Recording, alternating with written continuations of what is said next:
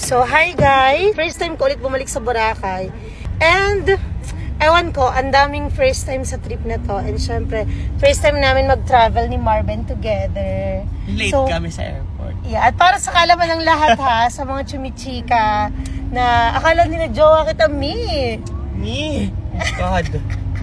So, ayun lang. Hindi ko alam kung ano magiging content ko, pero I'm happy to see myself na nagkakaroon ako ng gana sa mga bagay-bagay. Hindi ko alam kung bakit, pero feeling ko talagang palagi lang kami nagkakasundo. And sa kaalaman ng lahat, Marvin is my makeup artist.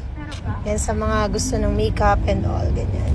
So, comment down kung ano yung mga gusto nyong mapanood dito sa Kung ano babalik mga ng gusto aking nating gawin. mini vlog at sa lahat ng mga trip na gagawin namin. So, panira lang talaga yung pimples ko. Ayan, meron ako dito, tsaka dito. Pero eventually, makikita nyo mawawala yan. So, ngayon, nagpamasahe kami kanina and manonood sana kami ng sunset. Kaso, papagabi na. Sobrang daming tao ngayon dito sa Boracay. At hindi ko alam, Ziz, bakit ba dito tayo napadpad? Marvin! Uy! Bakit dito tayo napadpad? Kasi nga, Hindi din natin alam. nagpamasahe kami, ang sarap nakatulog. Hindi, bakit tayo dito sa Boracay napadpad? Dapat talaga sa Siargao. So, ganyan kadami ang tao sa Boracay. Sana may kwenta tong content na to, no? And then mamaya, mag-skincare tayo and all. So, ayan. So, daming nagre-request ng room tour. So, lumipat kami dito sa The Lind.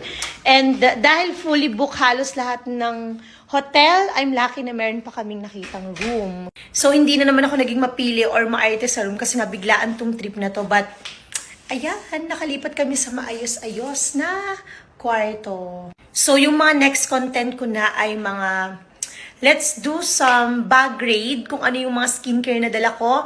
And tomorrow, syempre, kailangan hindi mawawala na magsa-sunscreen tayo bago tayo bumabad sa araw. So, ito na yung last room and ang ganda na meron siyang balcony and ang ganda ng view. Finally, may nakaka-relax na view kaming makikita.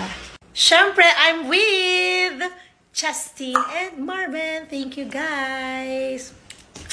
Ala!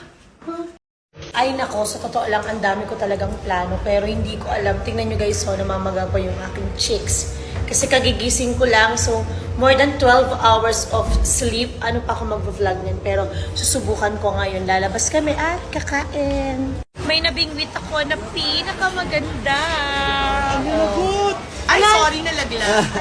Good! Gano! Bugs! So finally, andito na yung aming order. Ito daw yung kanilang bestseller, 4 cheese pizza.